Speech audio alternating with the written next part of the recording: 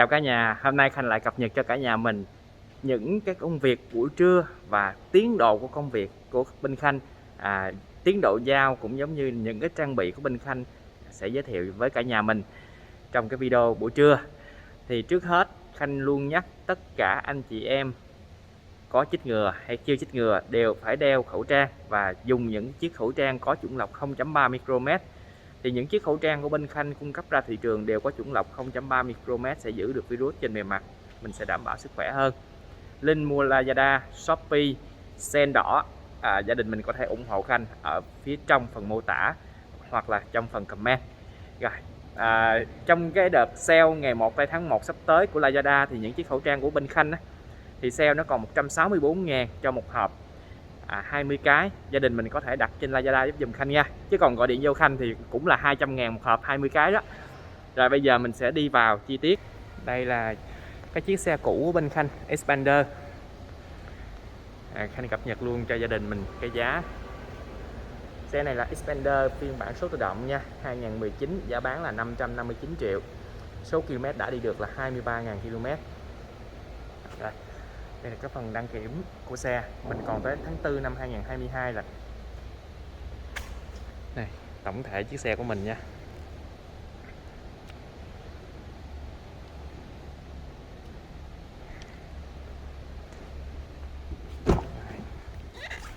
Xpander là một trong những chiếc xe gọi là đa dụng, 7 chỗ, 7 chỗ gầm cao, giá rẻ, cái gì cũng có hết. Nhưng mà để có được những cái gọi là 7 chỗ gầm cao, giá rẻ, trang bị tương đối thì mình phải hy sinh ở cái cảm giác lái, hy sinh ở cái máy và cái hộp số. Thì cái xe này nó là máy 1.5 và hộp số 4 cấp, nhưng vẫn đủ để các bạn trải nghiệm và lái bình thường, đi đường đèo bình thường, cũng giống như đi phượt Bắc Nam.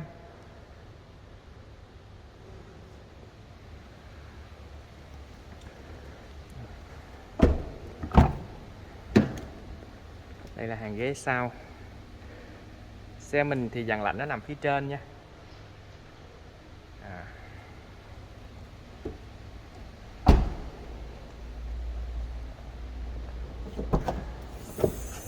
là cốp sau. Đây là xe 7 chỗ nè.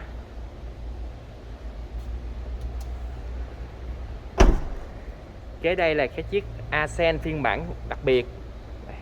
Nhìn vào phần mâm là chúng ta sẽ biết được là phiên bản đặc biệt hay là phiên bản thường. Rồi, xe này là bên Khanh đã trang bị phim cách nhiệt rồi. Trong nhiều video Khanh chia sẻ là phim cách nhiệt khi mà mình dán vào thì nhìn vào trong nó vẫn đen thui, nhưng mà ở trong nhìn ra thì nó sẽ sáng bình thường nha. Rồi, cái xe này thì bên Khanh chuẩn bị giao đến tay khách hàng. Thì phần phía dưới là trải sàn simili nè. Rồi, gia đình thấy không? Trải sàn simili. Rồi.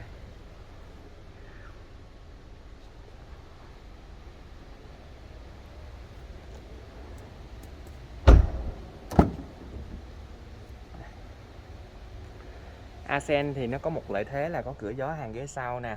Rồi có thêm một cái cổng sạc USB phía dưới nữa. Bây giờ mình sẽ đi.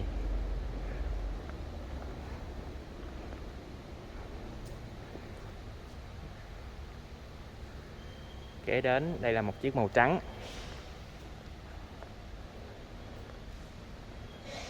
Đây, chiếc xe này màu trắng thì cũng làm phim cách nhiệt rồi. Đa số các xe từ bên Khanh đi ra, và không chỉ bên Khanh bán ra mà tất cả các đại lý đều gần như là 90% các bạn đều dán phim cách nhiệt, các khách hàng đều dán phim cách nhiệt. Dán phim cách nhiệt giúp cho người ngồi xe thoải mái hơn, cũng giống như tiết kiệm xăng, cũng giống như là đỡ phải hắt mặt, cũng giống như là giảm cái tia UV. Đây là phần trải sàn simili nè, đã trải rồi. Các bạn nhìn thấy không? Các nét, đường nét này, nó rất là sắc sảo. Cái chỗ này cắt là do cái phần số khung, để khi mà đăng kiểm với lại đây, cái số khung nằm dưới đây.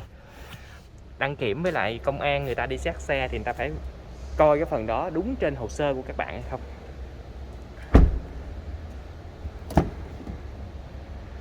Đây, hàng ghế sau.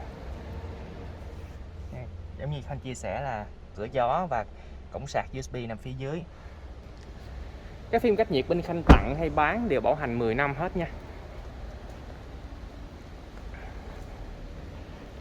Đây, chiếc xe màu trắng. Rồi, cũng phiên bản đặc biệt nha. Phiên bản đặc biệt thì có cửa sổ trời. Rồi, kế đến là chiếc xe sẽ đi về Đồng Nai. Thì biển số tại Đồng Nai hôm nay là đầu số là chữ K nha. Đầu số chữ K. Và nó bắt đầu bằng 3 con số 0. Thì những anh chị mình đăng ký trong đợt này thì cái số tương đối đẹp. Dùng từ là tương đối đẹp luôn á. Nó sẽ nhảy 2 con số đuôi. Và dữ lắm thì nó sẽ nhảy thêm con số thứ 3. Đầu số là chữ K. Rồi đây là phiên bản thường thì mình sẽ nhìn vào phần mâm. Phần mâm thì mình sẽ được sơn là màu trắng. Đây. Trắng bạc. Các xe Ascend đều có lợi thế đó là gập điện, chỉnh điện phần gương và có sấy mặt gương. Đi trời mưa mình bấm sấy lên. Xe này là đã dán phim cách nhiệt rồi. Cũng làm sàn luôn. Các xe bên Khanh đều tư vấn là làm sàn hết nha cả nhà. Đây là phiên bản AT số tự động. Đây mình sẽ nhìn vào phần số nè. Đây.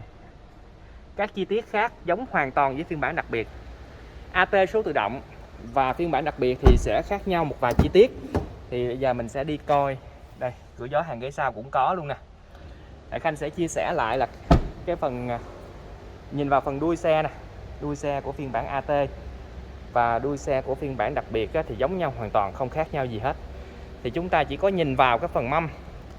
Đèn cũng giống, đây đèn nè, camera re nè, rồi cảm biến re nè. Đó, phần ốp phía dưới cũng giống luôn, hai xe giống nhau hết. Bên đây cũng vậy nè, có đầy đủ hết camera re. Rồi điểm khác biệt để phân biệt hai xe thì Khanh đã làm một video rồi, bây giờ Khanh sẽ nhắc nhanh lại thôi. Nè, phần mâm, một bên là mâm màu đen, một bên là mâm màu bạc. Và cái mâm màu đen nó sẽ to hơn mâm màu bạc 1 inch. Rồi phần hông xe sấy gương, gập điện, chỉnh điện, tay nắm cửa giống nhau hoàn toàn. Khác nhau cửa sổ trời, không có cửa sổ trời. Ghế bên trong góc của nó là chiếc này là ghế nỉ nha. Thì mình có thể bọc lại ghế da. Đây, chiếc này thì ghế da sẵn. Nó là ghế da cùng màu sắc nhưng khác nhau về chất liệu. Rồi trên cái vô lăng thì cái phiên bản này nó sẽ có thêm ga tự động cruise control. Đây, ga tự động cruise control chỗ này. Thì cái xe AT thì nó không có ga tự động cruise control. Còn các chức năng khác giống như là đèn auto hay là gạt mưa tự động thì nó đều có hết. Cân bằng điện tử, khởi hành ngang dốc, phân phối lực phanh điện tử thì cả hai xe đều có hết.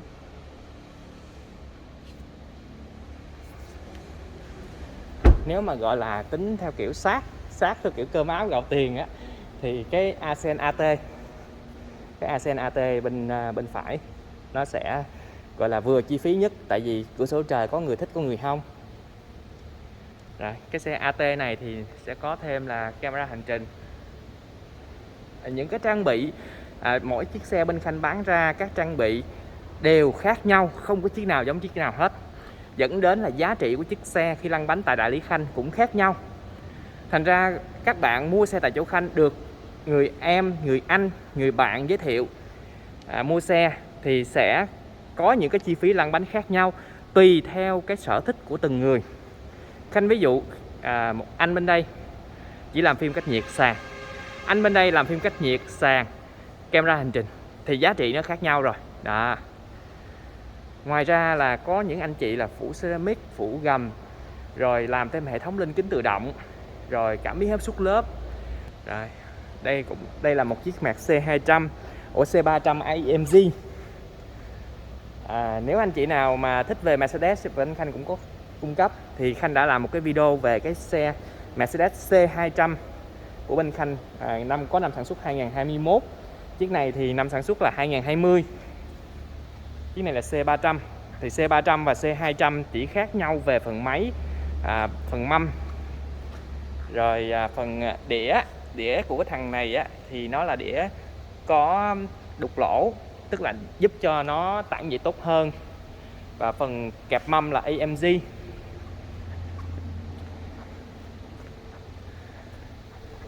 Đây, nó là C300 AMG, khác nhau máy, còn các chi tiết khác là giống nhau. Đèn ambient light là có luôn. Những chiếc xe đậu ở khu vực này là xe chờ giao nha các bạn. Tức là làm phụ kiện. Đây là cũng là một chiếc xe Santa Fe bên Khanh chuẩn bị giao, đang chờ làm phụ kiện, mới vừa chạy vào thôi. Chạy vào thì người ta làm chưa kịp á, anh em đã làm chưa kịp thì phải đậu vị trí này. Cái phần sàn nỉ á, Khanh thường chia sẻ đây là sàn nỉ nè, các bạn nhìn thấy không, cái lớp nỉ nè. Cái lớp nỉ này á thì nhìn nó đẹp á, nhưng mà đi đường Việt Nam á dơ lắm. Mình lỡ tay lỡ chân mà mình đi vào những cái khu vực mà nó bị sình và nó bị ướt ướt ấy, là lao là không ra luôn á.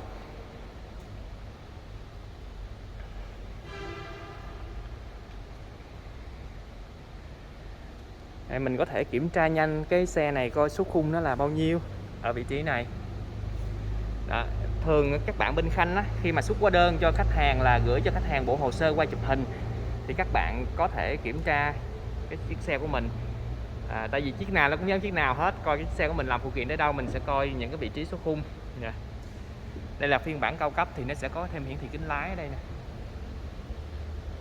Rồi bên đây cũng là một chiếc xe Ascent số tự động phiên bản đặc biệt. Đây cũng là chờ giao.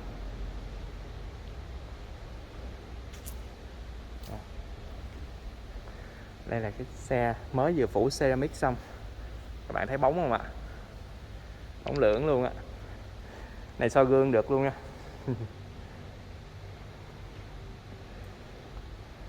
Rồi, bây giờ mình sẽ qua tiếp cái chiếc xe Santa Fe máy dầu phiên bản cao cấp của bên Khanh đang phủ gầm. Đây là các anh em nó mới vừa lên cầu và nó gỡ cái phần bô cũng giống như cái phần ốp ra. Đây là máy dầu nha.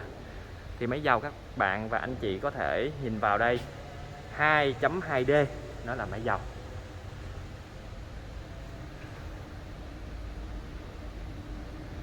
Đây là cái phần hốc bánh. Đây. Đối với Santa Fe và các xe của Hyundai á, cái lồng vè nó sẽ có một cái lớp nỉ che. Thì cái này mình gỡ lớp nỉ ra thì nó còn cái lớp xương phía trong. Thì nhiều anh chị nói tại sao nhà máy không sản xuất, không phủ gầm sẵn. Đó, thì đối với cái việc mà phủ gầm một chiếc thì tăng lên chi phí, là nhìn các bạn nó không bao nhiêu, nhưng mà đối với nhà máy sản xuất ra 1 triệu chiếc, 1.000 chiếc thì nó là một vấn đề lớn. Thành ra họ chỉ phủ vào những cái chi tiết gọi là, đây các bạn nhìn vào, đây là những chi tiết phủ của nhà máy nè, những chi tiết gọi là trọng yếu thôi. Đây, những chi tiết trọng yếu này. Đây. Còn phần còn lại thì nếu mà không phủ thì nó cũng không có bị gì hết, nhưng mà mình phủ vào mình sẽ tăng cái độ cứng vững của gầm xe, giúp cho cái phần gầm mình sạch sẽ hơn và nó bền hơn theo thời gian. Rồi nhiều video của Khanh chia sẻ về cái phần treo của Santa Fe, một trong những chiếc xe SUV gầm cao mà có cái cảm giác ngồi giống như một chiếc sedan, tức là cái phần chân nó là treo độc lập, thì các bánh nó nhảy lên nhảy xuống độc lập với nhau, mình ngồi xe không bị lắc qua lắc lại, lắc qua lắc lại, ngồi rất là êm. Đây là treo độc lập nè. Rồi. Nhiều video của Khanh cũng nhắc là cái phần này xài thời gian bị sét nó là bình thường nha. Phần đĩa này nếu mà đậu trời mưa nó sét cũng là bình thường nha. Rồi, Khanh nhắc để cho cả nhà mình nhớ lại. Đây là phần gầm xe. Đây phần gầm xe chưa được phủ nha. Thì khi mà phủ xong rồi á, thì nó sẽ áo một cái lớp cao su chống bám ở phần gầm. Nó có một số cái vị trí trọng yếu là nhà sản xuất họ đã phủ sẵn nè. Đây phần gầm xe của mình nha. Đây là chiếc xe có dẫn động 2 cầu.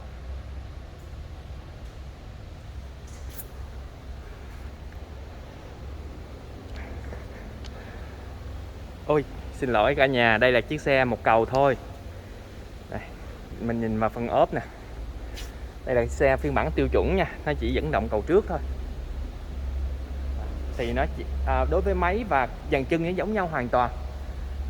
Máy vậy nó chỉ khác nhau về phần trục gác đăng nó có đưa ra sau thôi. Đây là cái dàn chân trước của mình. Các hốc vè nè, các hốc. cây phuộc của phiên bản này nó chỉ khác nhau ở cái cao su cân bằng vị trí này thôi so với phiên bản cũ. Một cái cao su đó nó giải quyết rất là nhiều vấn đề, rung cũng giống như là độ đầm chắc, cũng giống như là dao động nó không có bị gọi là những cái dao động thừa. Đây là phiên bản tiêu chuẩn. Lúc nãy Khanh chia sẻ là nói phiên bản cao cấp là nó sai đó. Tại vì nhìn vào phần đuôi không thể nào phân biệt được.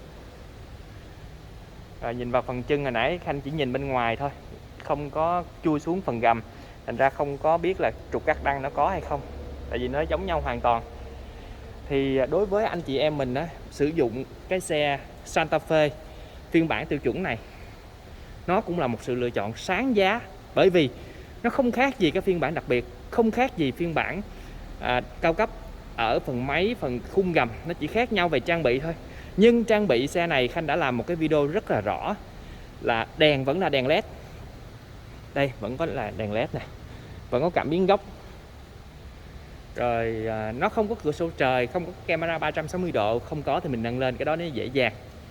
Cần số nó vẫn là dạng nút bấm, tại vì xe nó đang nằm trên cầu rồi, Khanh không có mở cửa ra cho mình coi được. Cần số vẫn là dạng nút bấm, nó là thực sự quý giá. Chiếc xe Santa Fe là cần số dạng nút bấm, chạy rất là an toàn. Thì Khanh đã làm một cái video clip về thử nghiệm bấm các kiểu, phá các kiểu trên chiếc Santa Fe, nó rất là an toàn. Rồi bây giờ mình sẽ đi vào phần gầm. Đây, phần gầm của xe.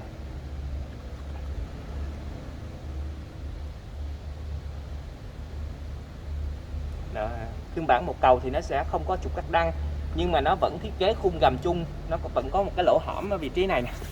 Đây cái lỗ hõm nè.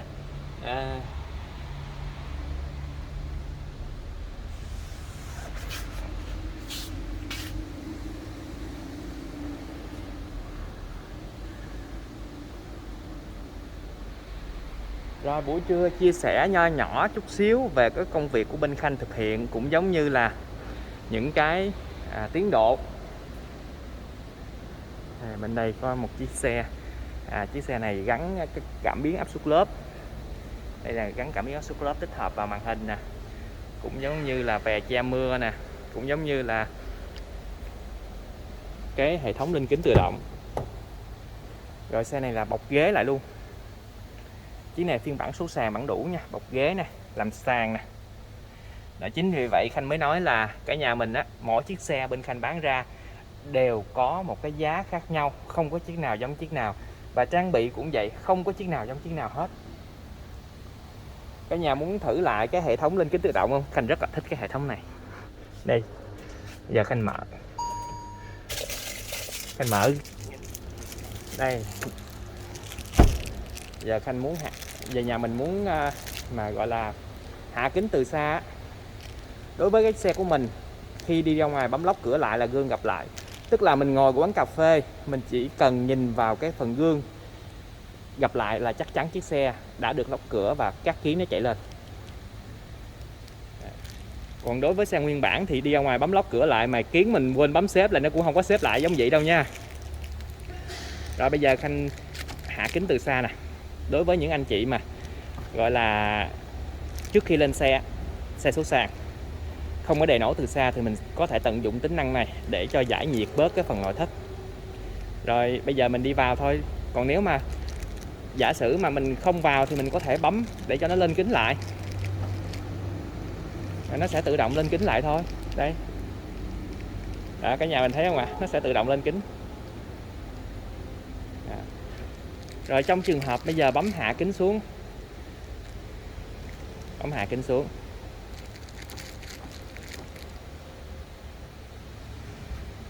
Đó, bây giờ bấm hạ kính xuống nha. Để Khanh thử giống như là bây giờ mình đi ra xe mà 4 cánh kiến cửa của mình á, gọi là đây nè. Nè, 4 cánh kiến cửa mình quên. Quên luôn. Gương không xếp lại. Rồi bây giờ mình chỉ cần bấm lóc cửa lại thôi. Bấm lóc. Đó, gương tự động xếp lại, 4 cánh kiến cửa tự động chạy lên.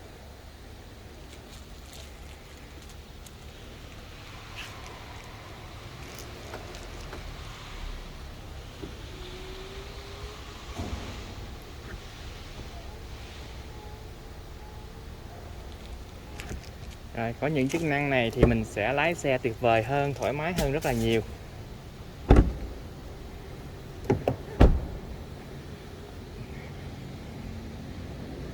Để Khanh qua đây Khanh cho mình xem cái cảm giác suốt lớp mà nó gắn vào màn hình nha. Đây, chiếc xe mà có cảm biến suốt lớp gắn vào màn hình nè.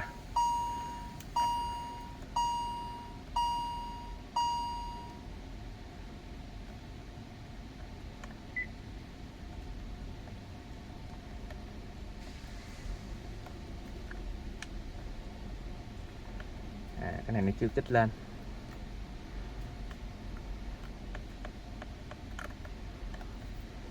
Chút xíu anh em nó sẽ kích lên cái phần cảm biến suốt lớp gắn vào màn hình. Cái này nó phải kích lên nha, chứ không phải tự nhiên gắn vào là nó có liền đâu. Đó là sự khác nhau giữa cái chiếc xe khi các bạn mua tại chỗ Khanh và các chiếc xe nguyên bản. Khanh luôn mong muốn và hướng đến cái người dùng những cái sự tiện lợi, cũng giống như những cái trang bị thiết yếu để người dùng sử dụng một chiếc xe không cần phải quá lo lắng, không cần phải suy nghĩ là cái chiếc xe của mình là cần số, cũng giống như gương, cũng giống như áp suất lớp phải đi vòng vòng kiểm tra, như vậy nó rất là mất thời gian. Rồi đối với một số anh chị thích về cái gọi là hiển thị kính lái thì đây cũng là một chức năng của hiển thị kính lái nè. Đây hiển thị kính lái thì mình sẽ giúp cho cái người dùng giúp cho những anh chị lái xe nhìn vào, mình sẽ hiển thị lên phần kính lái, không cần phải nhìn xuống màn hình. Ngoài ra nó còn cảnh báo tốc độ nữa, rất là hay, cảnh báo đường cấm vượt, rồi cảnh báo vào khu dân cư, vân vân. Rồi video của Khanh tương đối dài, mong rằng cái video của Khanh giúp cho gia đình mình sẽ an tâm hơn khi mua xe tại đại lý của Khanh. Và các chiếc xe của đại lý Khanh bán ra đều bảo hành 5 năm trên hệ thống Hyundai toàn quốc. Nếu anh chị mình cảm thấy những video của Khanh chia sẻ hữu ích, đừng quên nhấn nút đăng ký, nhấn dấu chuông để luôn nhận những video mới nhất. Bye bye.